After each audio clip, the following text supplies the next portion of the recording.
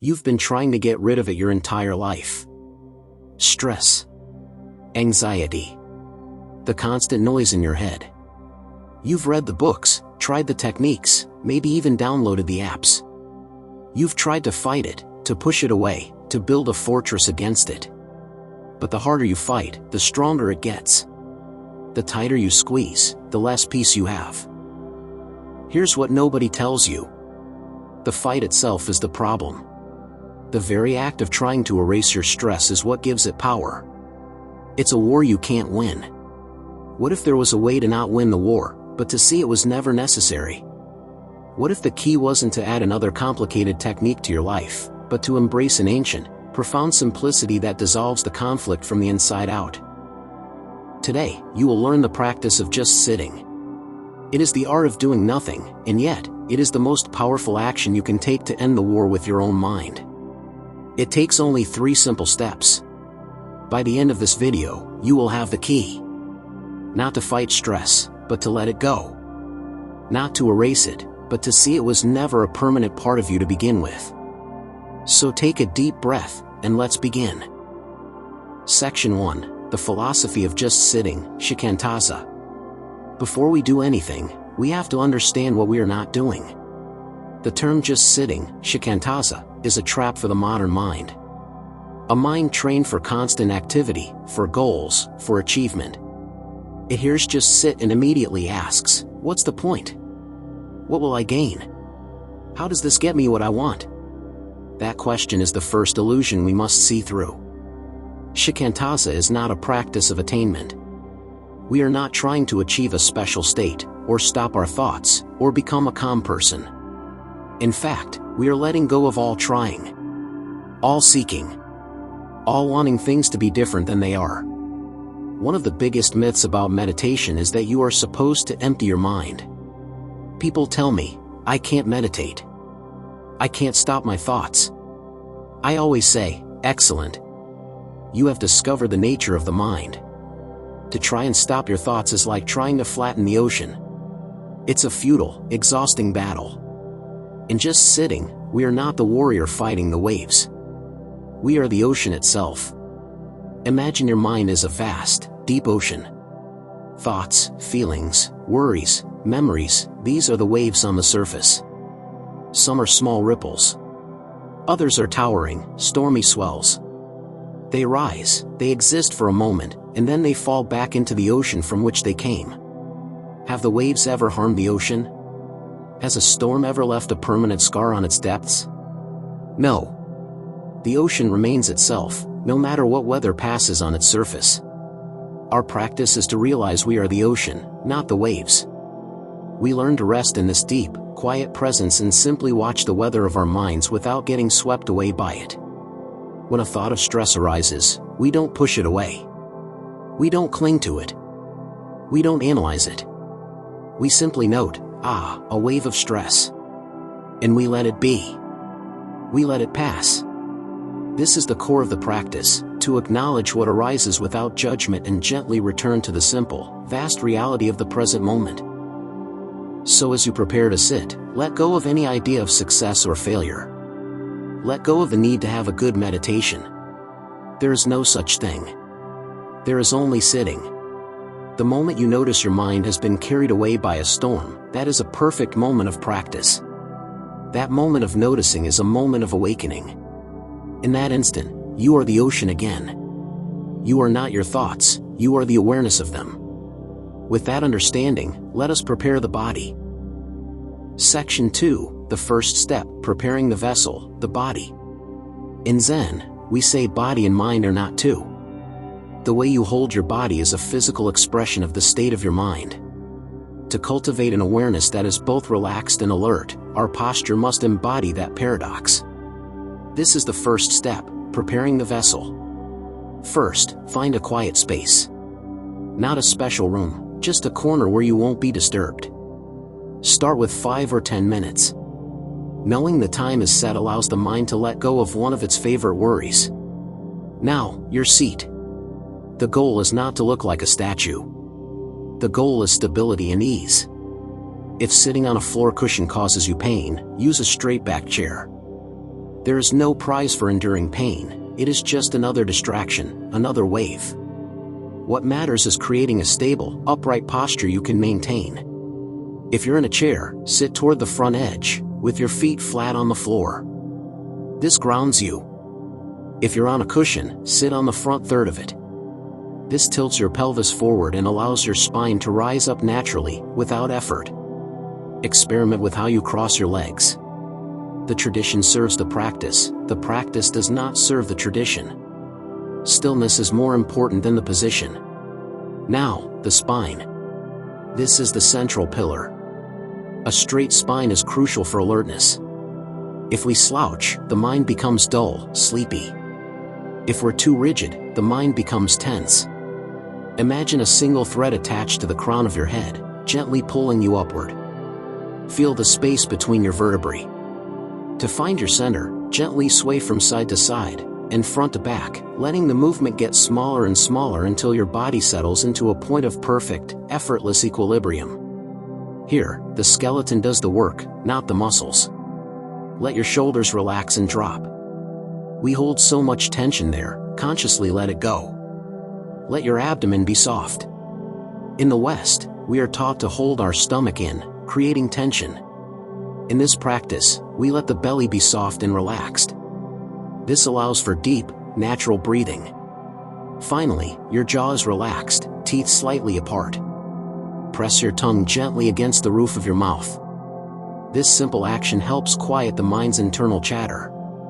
Your chin is slightly tucked. Take a moment to feel this posture. The solid connection to the earth. The dignified energy rising through your spine. The relaxation in your shoulders and belly. This posture is the mind we are cultivating, stable, alert, and at ease. You have prepared the vessel. Section 3, the second step, the cosmic mudra, the hands.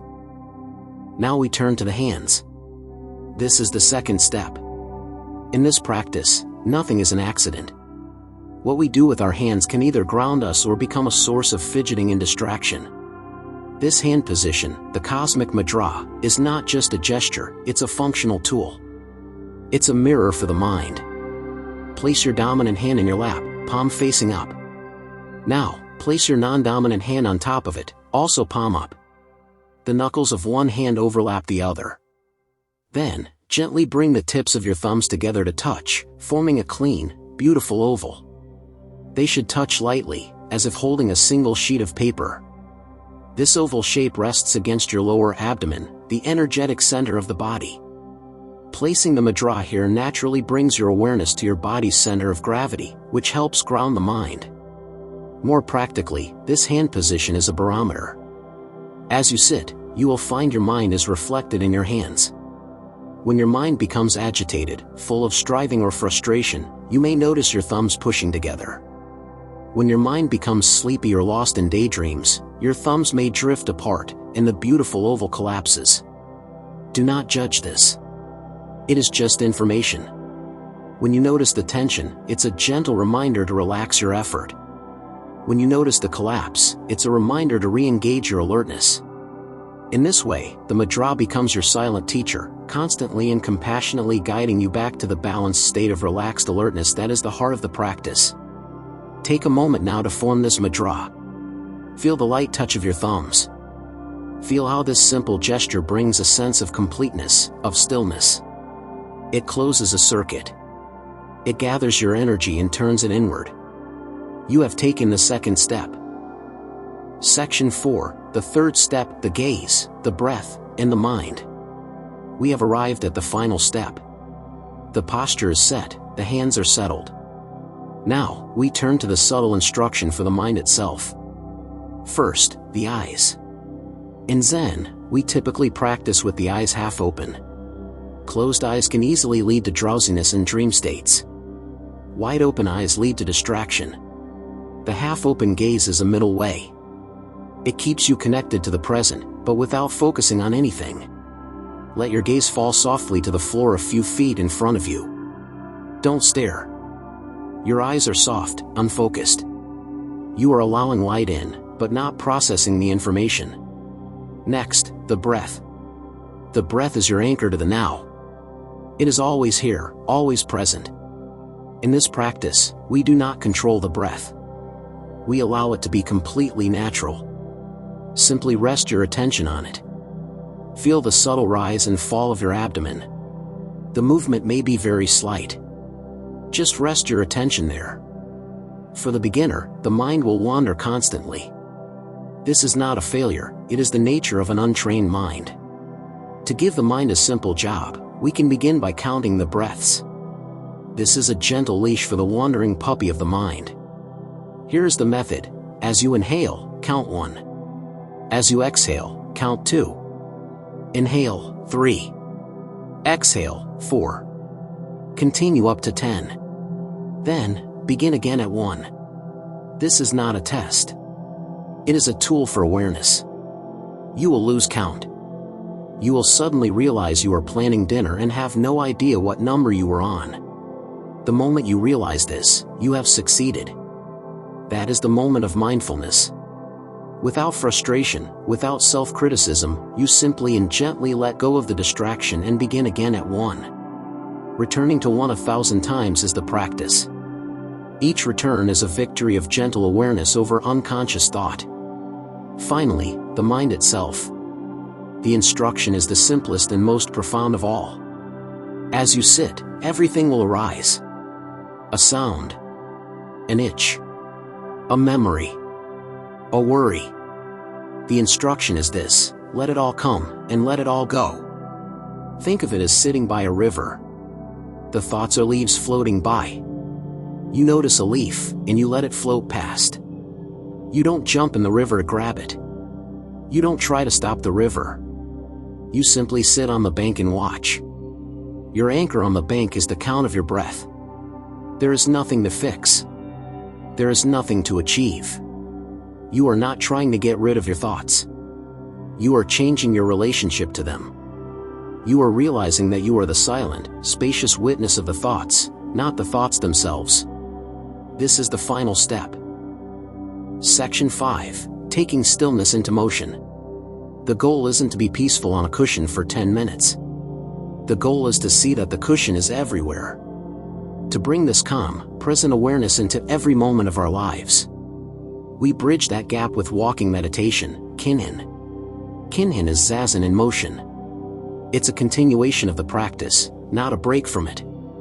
Here, our anchor becomes the sensation of our feet touching the earth. You only need a clear path of a few steps. Stand with your spine straight, gaze soft and lowered. Hold your hands at your chest, one hand in a light fist, the other covering it. As you begin a long, slow inhalation, you lift one foot and move it forward just half a step. As you begin a long, slow exhalation, you place that foot on the ground. Your entire attention is on the physical act of walking. Feeling the shift of weight. Feeling the sole of your foot on the floor. Feeling the earth supporting you. When your mind wanders, and it will, you gently acknowledge it and bring your attention back. Back to your feet. Back to the rhythm of breath and step. Kinhin teaches us that we can find the same stillness and movement that we find on the cushion. It shows us how to be fully present while engaged in activity. It shows us that we can take our stillness with us. Conclusion. You now have the tools. But remember the paradox. These are not tools to achieve peace. They are tools to see the seeking that prevents it. The most important thing is gentleness and consistency. Don't feel you must sit for an hour. To begin, just 5 minutes a day is a profound act. One Zen master said, you should sit in meditation for 20 minutes every day, unless you're too busy, then you should sit for an hour. This isn't a command. It's a clue. It is precisely when the mind tells you it has no time that the seeking is strongest, and the need for practice is greatest. Don't look for results. The benefits unfold slowly, subtly. Over time, you may notice a small gap between a stressful event and your reaction. You may notice you are less caught up in your own stories. You may find quiet joy in simple things. This is the fruit of your practice. The peace you seek is not somewhere else. It was never missing. It has been here all along, hidden under the noise of the fight. If this has revealed something to you, do this: comment below, I stop fighting. Just those 3 words. Because the moment you declare it, you've taken the first step. Subscribe for more philosophy that ends the game, instead of teaching you how to play it better. And remember the lesson. The harder you try to erase stress, the more real it becomes. When you stop fighting, you see it was only ever a passing cloud in the vast sky of your own mind.